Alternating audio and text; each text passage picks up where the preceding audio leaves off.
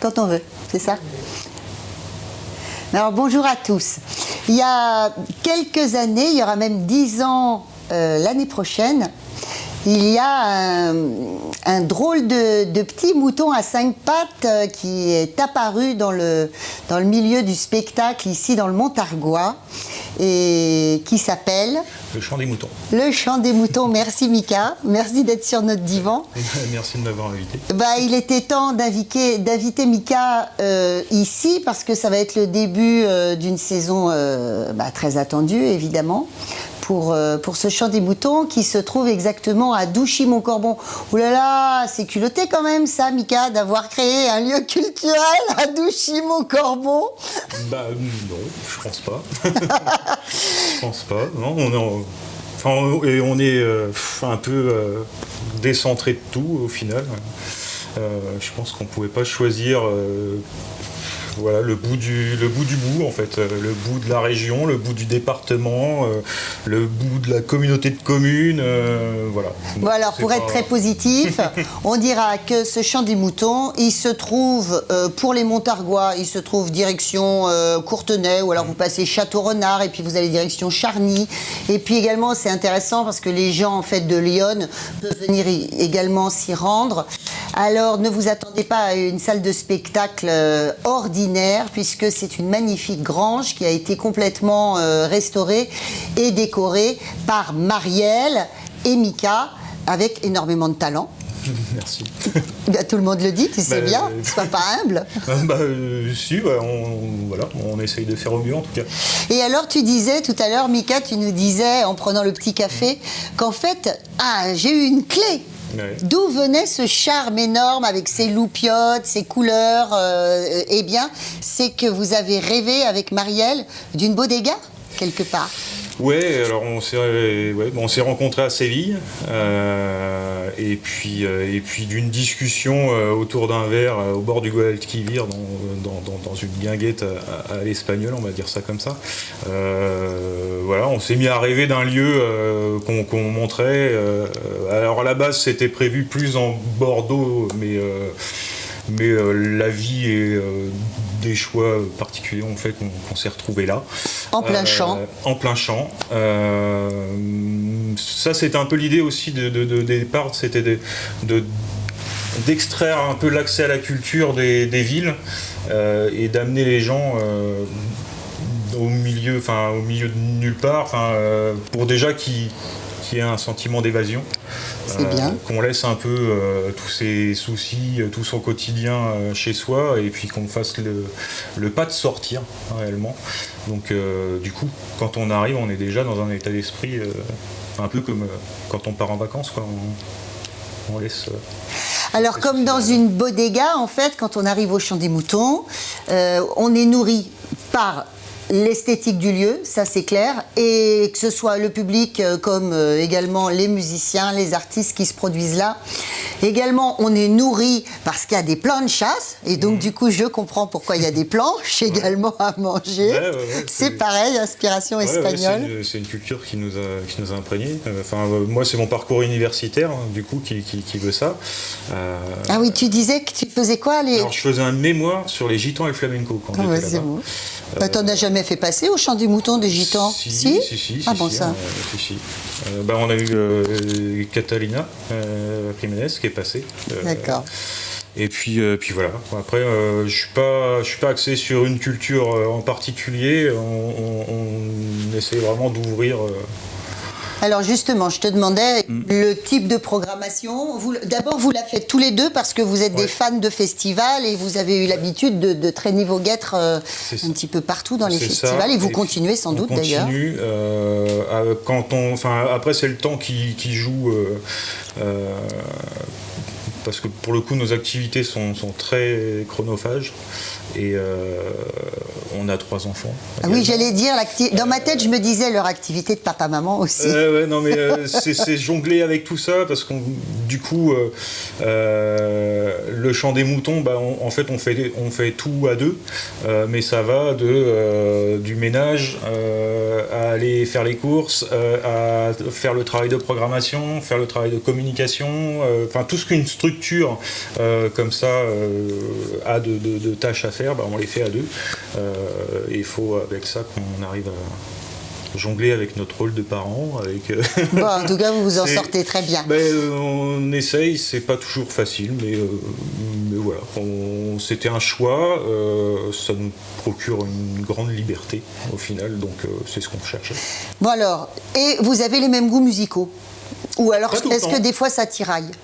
Est-ce que ça croise le fer? Ah non, mais ouais, parce que des fois, il y en a un des deux qui est convaincu sur un projet, et puis là, du coup, on comprend pas pourquoi l'autre tique.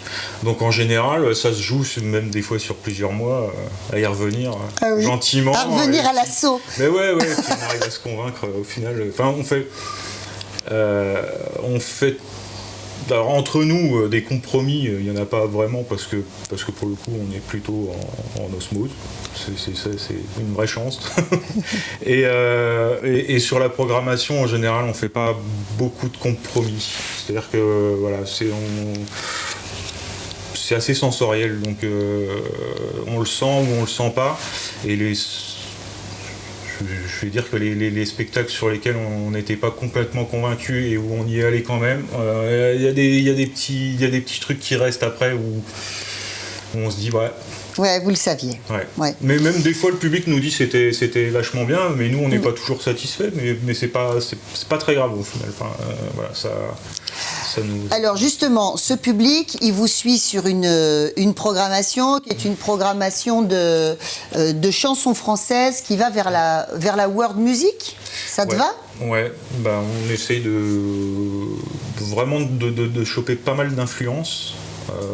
Parce que la culture, c'est ça, c'est partir de sa propre culture. Donc nous, on a une attache à la chanson française pour les mots, essentiellement. Et puis après, on ouvre, parce que justement la culture, à notre sens, c'est vraiment de se nourrir des influences extérieures. Et du coup, on ouvre un maximum sur de la world, sur des choses un peu plus folk. Voilà. Et puis festif. C'est pas notre. Pas que. C'est pas le premier objectif. On en fait, on le fait une fois de temps en temps parce que voilà, on a envie. Mais on essaye un maximum que ça ait du sens. Qualité d'écoute. Ouais. Ça a été depuis le départ. Ça n'a pas toujours été compris, surtout au départ. Il a fallu qu'on instaure vraiment quelque chose. De dire voilà, la musique elle est au centre de ce lieu et on vient pour écouter de la musique, pour découvrir quelque chose, donc on demande de laisser place à l'artiste quand il arrive et de l'écouter et d'écouter ce qu'il a à dire. Donc l'idée c'était vraiment justement de faire comprendre aux gens qu'il fallait une écoute. Bon alors, là, aujourd'hui, maintenant, on va passer à la programmation qui va avoir lieu à partir du 3 juillet. Alors, il y a Pascal Weber derrière qui nous a fait toute une installation géniale, comme vous pouvez le voir, et qui va nous passer plein d'extraits. Et on va commencer par Manoche et son nouveau spectacle, Le Piston, et ça sera le 3 juillet. On peut se retourner, c'est bien, merci.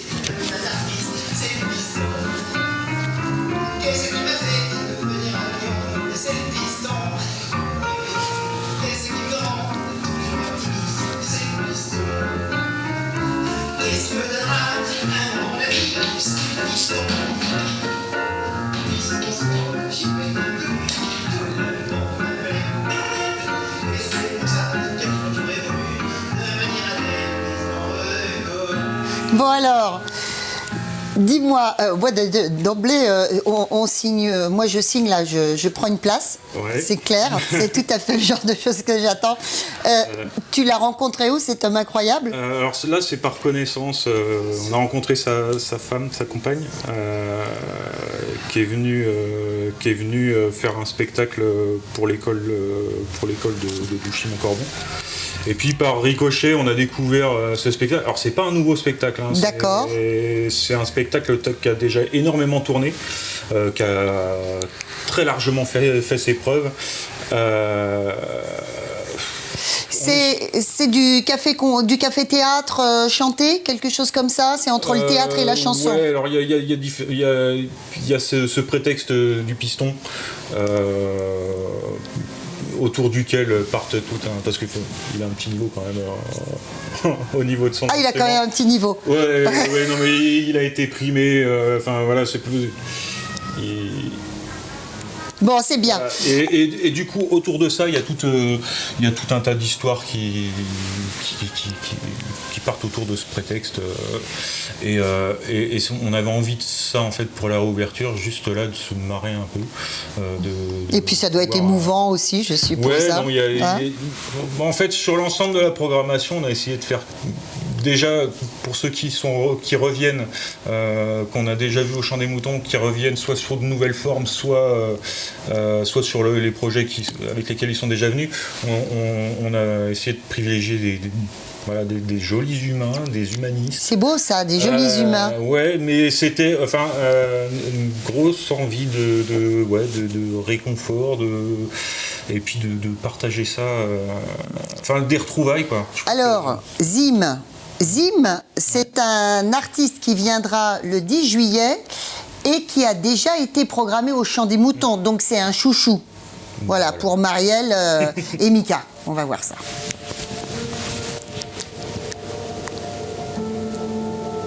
Ok. T'as à peine fêté ton 2e anniversaire, t'es pas né au mauvais endroit, pourtant c'est la galère, crois-moi. Entre le chômage, la pollution et la crise planétaire, je sais pas si c'est le bon moment pour débarquer sur Terre. Je te vois, je sais même pas parler, pourtant t'aurais des choses à dire. C'est de plus en plus la merde et je crois bien que ça empire. T'as 2 ans de canicule, de confinement, des couvre-feux, des restrictions, des attestations, des déplacements. Pour toi c'est normal de sortir dans la rue masquée, c'est normal de s'éloigner des gens même quand tu les connais. Normal de sortir 1 heure par jour et toujours dans le quartier. Normal de voir les gens t'aiment par écran interposé. Je sais pas si un jour tu verras de la neige à Noël. Je sais pas si tu pourras prendre l'avion pour voir les gens du ciel. Te cortisone dès la naissance à cause de la pollution. Je pensais pas clair de viendre si vite un poison. Je fais sur toutes les chansons, les paroles elles portent comme ça. Ouais. Hein? Ouais, mais là c'est juste un plaisir de voir des jeunes artistes comme ça qui émergent quoi. Puis du coup d'aller les chercher, et puis tiens, j'ai envie de vous venir, nous raconter tout ça. Bon, alors ça, c'est du rap. Ouais, il y a du rap, il fait un peu de slam. Un peu de slam, oui. De la chanson, c'est un mélange de tout ça. Il est accompagné de Rémi Videra à la contrebasse. Il y a un peu de beatbox, c'est très vivant, c'est parfois drôle, parfois émouvant, les textes sont assez forts. Voilà. C'est bien. Zim, c'est le 10 juillet. Et puis alors, le 23 juillet, il y a un duo. C'est Anissa Nehari et Lola Malik. Voilà. Ah, waouh, tu fais. C'est tout récent comme projet. Là, on est dans le côté assez virtuose musicalement parlant. Elles ont des formations musicales assez pointues. Anissa avec des influences touareg, même allant vers le hip-hop. Elle est percussionniste à la base, là elle joue de la guitare sur ce morceau-là. Et du coup, c'est tout à fait ce dont on parlait. Ça part d'une chanson française, et puis on ouvre vers les influences musicalement. Quand elle joue de la percussion, on sent très bien le côté très oriental. Et elle est accompagnée, donc Lola Malik, qui elle joue du violoncelle. C'est incroyable ça. Donc avec, il y a notamment un morceau où ils reprennent du Jean-Sébastien Bach. Au violoncelle et Anissa à la percussion. Le mélange des deux est juste magnifique. C'est tout à fait le type de projet qu'on aime avoir dans notre lieu, parce que ce côté très acoustique, très intimiste, colle à ravir avec le cadre. Quoi. Et puis vocalement, c'est c'est super. Magnifique.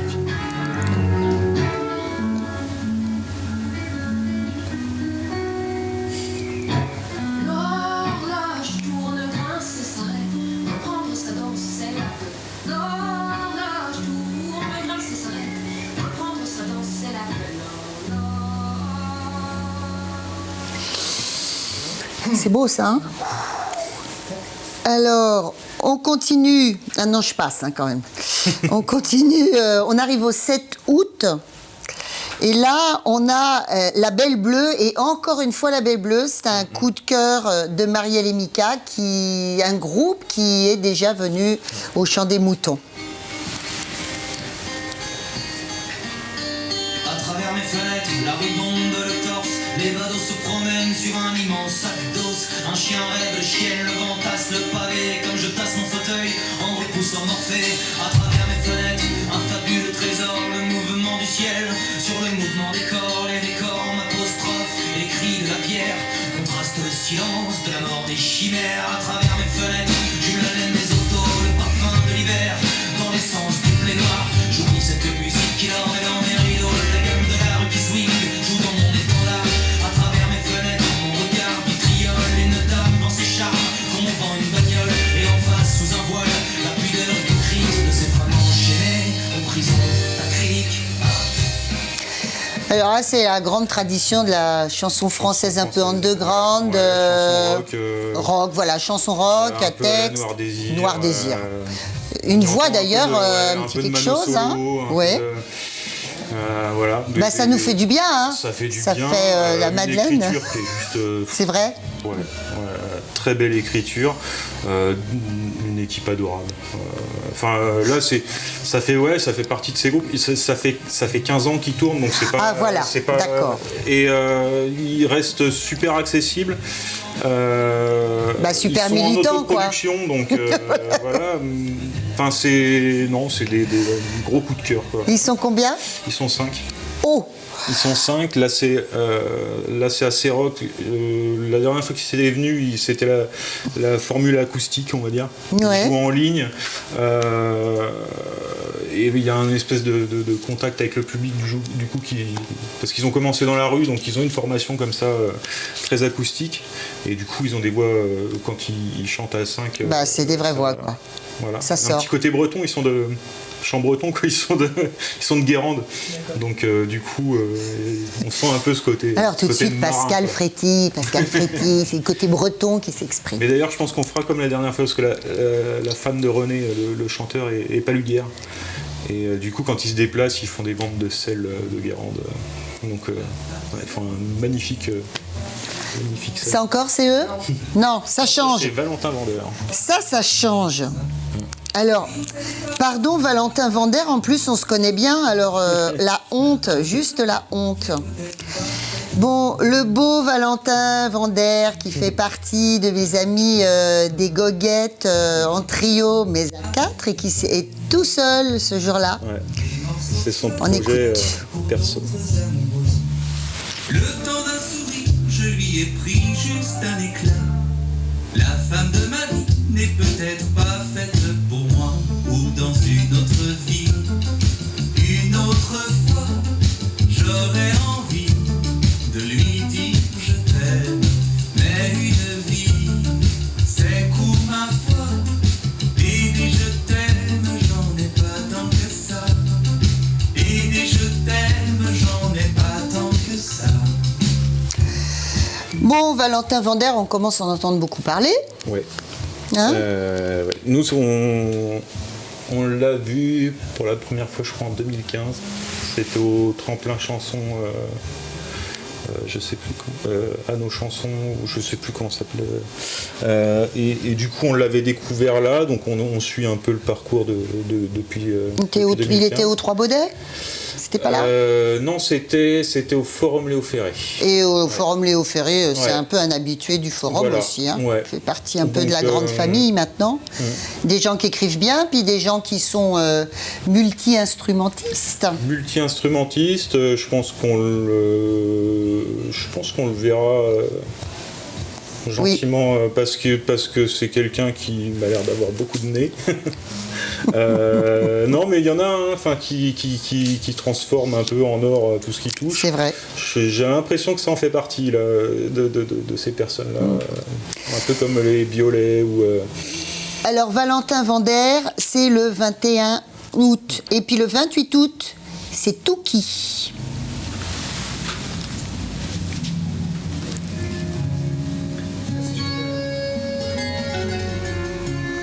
super ça. Oh là là, j'adore moi, ces instruments-là, j'en suis folle.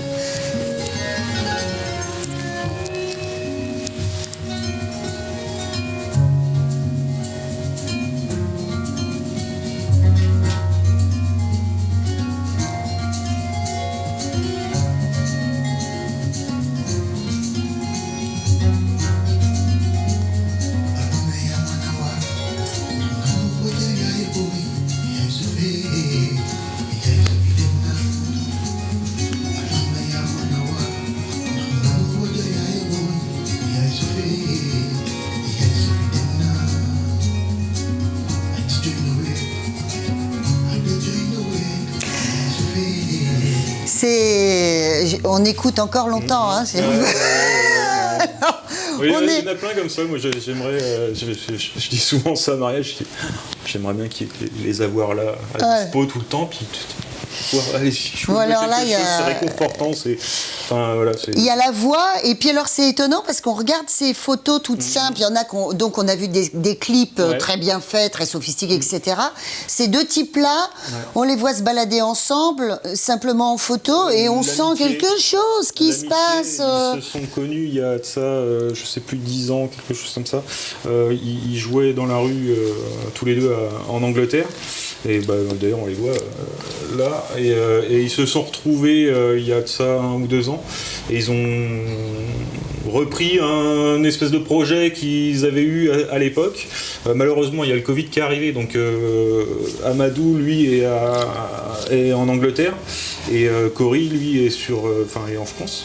D'accord. Donc du coup ils ont fait naître le projet un peu comme ils ont pu, et là du coup ils vont pouvoir commencer à tourner un peu avec ce projet. Voilà, les musiciens, pareil, des musiciens virtuoses. Ils racontent quoi dans leurs chansons? Touki, ça veut dire voyage, donc c'est des histoires justement de voyage, de rencontres. Et voilà. Qui écrit les paroles? C'est Amadou je pense que les deux? C'est les deux, ouais. D'accord. Ouais. Donc ça, c'est un projet qu'on n'a pas pu voir sur scène parce que les occasions ont manqué. Mais bon, vous avez fait confiance à mort, vous avez super Cory envie. Cesnec, on l'a reçu il y a de ça 3 ans. Il y a des musiciens comme ça, on sait qu'on peut y aller. Tu fais confiance. Mais voilà. Oui, parce que ils ont des formations musicales qui font que de toute façon, ils ont une exigence. Tout le milieu du jazz, tout ça. En général, il y a des exigences qui font qu'ils vont pas se produire sur scène s'ils sont pas prêts, quoi. Donc, en plus, c'est des gens merveilleux, donc on est confiant. Bon, et on sait qu'on passera un bon deuxième ange qui passe. Après, on arrive au mois de septembre. On est le 4 septembre et on écoutera Thomas Pitiot.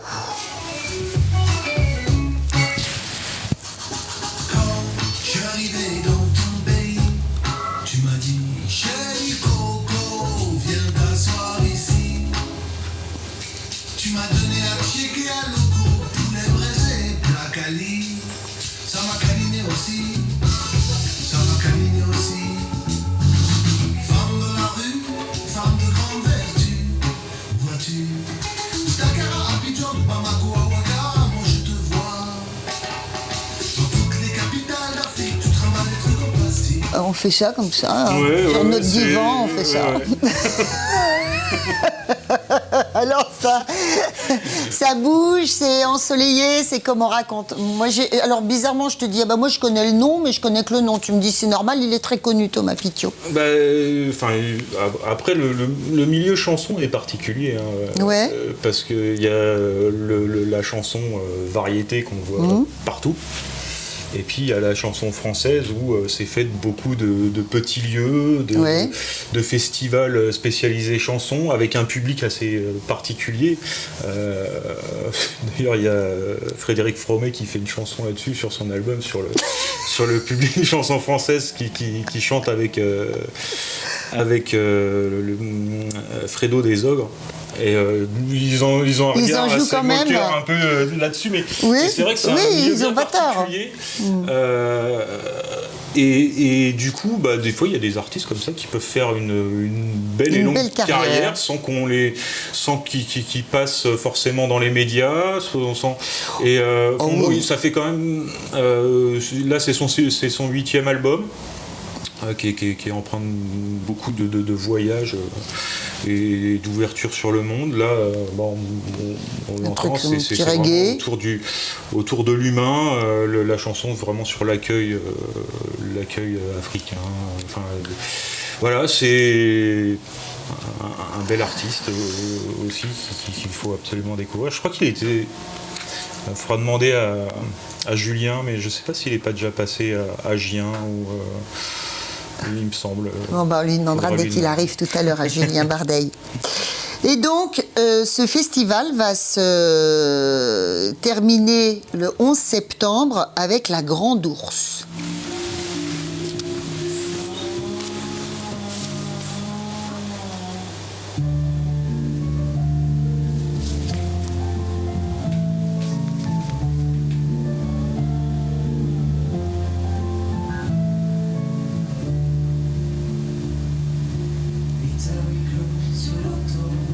J'engloutis la ligne infinie, dans le fond la radio vomit, lentement l'horizon se flotte. Les infos envahissent les ondes, prenant le pouls de la planète. Chaque nouvelle est une défaite, sous sa pancarte une colère ronde.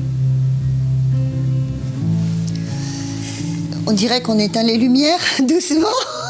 Au chant des moutons. Ouais, alors je pense qu'on commence sur un éclat de rire avec Manoche et je pense qu'on dépose les gens avec une petite caresse musicale. C'est très poétique. Ils sont mignons comme tout. C'est un projet qui part des rencontres d'Astafor. Je sais pas si. Non, ça me dit rien. C'est quelque chose qui a été mis en place par Francis Cabrel. Ah oui, c'est des d'accord. ateliers d'écriture. Oui, c'est vrai, d'accord. Et donc ils font se croiser des artistes comme ça, donc d'univers pas forcément, de plus ou moins différents, et puis ils les font écrire ensemble. Et autour de cet atelier d'écriture, voilà, ce projet est né. Et ils ont tilté ensemble. Ouais. C'est beau ça. Alors déjà, Baptiste Dupré, on l'a accueilli l'année dernière. Ah oui, tu disais ça. Donc encore une fois, tu as fait confiance à un artiste. Ouais. Mais voilà, quand le travail est de qualité et parce que effectivement, ce projet, il est né pareil pendant le Covid et du coup, c'est des projets qui n'ont pas beaucoup tourné. Donc il y a plein de fois comme ça, on fait confiance et puis on y va un peu les yeux fermés parce qu'on sait que ça sera bon. Bon, ça t'a fait plaisir de voir tout ça sur le grand écran. C'est ça, on a plein d'impatience de les... Alors Mika, ça lui a fait très plaisir. Nous, ça nous a fait très envie. Pendant que je regardais ça, je me disais, mais mince, comment va-t-on faire, Monsieur Weber, pour mettre nos sorties au Chant des Moutons en plus dans notre agenda personnel? Je sais pas vous, mais moi, je me demande. En tout cas, voilà, j'espère qu'on vous a donné très, très envie. Qu'est-ce qu'on peut dire d'autre? On peut vous dire qu'en 2022 encore, eh bien, Marielle et Mika, ils vont innover et proposer un festival pour enfants, et ça s'appellera le Petit Mouton Noir. Non, et... le vilain petit mouton. Oh, le vilain petit mouton. Le petit mouton noir, ça sera encore pour un autre truc. Plus tard, il le garde comme ça de côté. Et le vilain petit mouton, voilà, parce qu'il manque beaucoup en fait de musique, de chansons pour enfants dans le secteur, et on peut leur faire confiance. Et puis on va explorer d'autres formes aussi, du théâtre, peut-être des choses un peu plus liées au cirque. On va vraiment aller explorer les formes de spectacles pour enfants. Alors ça sera pas des grosses productions parce que voilà, on garde notre petite scène, mais là on est en train d'essayer d'aménager tout ça, d'avoir un peu plus de lumière pour accueillir justement, ouvrir un peu les possibilités. On vous fait confiance. N'hésitez pas, les urbains, à vous aventurer du côté de la nature, du côté de la campagne. Vous ne serez pas déçus, en tout cas, quand vous viendrez au Chant des Moutons, c'est clair.